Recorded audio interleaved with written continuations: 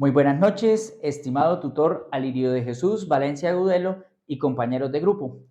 Mi nombre es Cristian Albeiro Orduz Duarte y en esta noche vengo a hacer la exposición sobre el artículo de opinión de la materia Competencias Comunicativas del Programa de Derecho de la Universidad Nacional y a Distancia UNAP.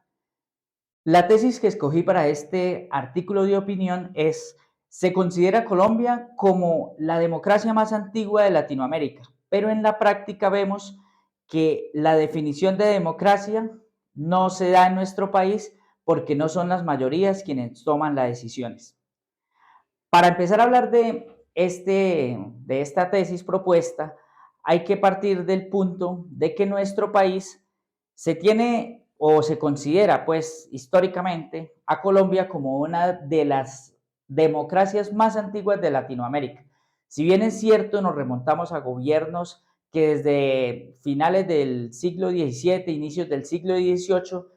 inspirados tal vez en las revoluciones europeas, tal es el caso como la Revolución Francesa, iniciaron el proceso de independencia de los países o de las naciones europeas. Fue un movimiento visto en toda Latinoamérica, pero principalmente en Colombia a partir del año 1810, cuando inició todo este camino de la independencia, se lograron consolidar gobiernos ya desarrollados de una manera mucho más participativa y con representatividad a nivel muy local. Es decir, dejamos de depender como colonias de países europeos y pasamos a tener la soberanía de país. Pero en la práctica, si bien es cierto, podemos ver que a partir de estos 200 años de democracia y contados que lleva nuestro país, la toma de decisiones pasó de las monarquías europeas, en cierto modo, a las minorías de nuestra, por decirlo así, de nuestras propias élites locales. En ese sentido, y para hablar de democracia, vamos a nuestro segundo argumento, que es el tema de la participación ciudadana. Si bien es cierto, una de las principales características de nuestra democracia es que es precisamente participativa y con representatividad, lo cierto es que en nuestro país hay una gran preocupación porque en los últimos años se han visto índices muy altos de lo que es la apatía o la abstinencia de la gente a participar en los procesos democráticos. Es decir, tenemos unas tasas muy superiores al 50%, 55%, en ocasiones del 60% a nivel nacional para las elecciones, por ejemplo, de las entidades de orden nacional. Llámese presidente de la República cuando hablamos del Ejecutivo y de Senado y Cámara cuando hablamos del Legislativo. En algunos sitios, sobre todo en las elecciones de gobiernos territoriales para elegir alcaldes, gobernadores, concejales y diputados, estas tasas son un poco más bajas en cuanto a abstinencia al voto, pero aún así no son suficientes. Y muchas veces esta representatividad o esta participación no representa la voluntad de las mayorías. Entonces, tenemos en cuenta que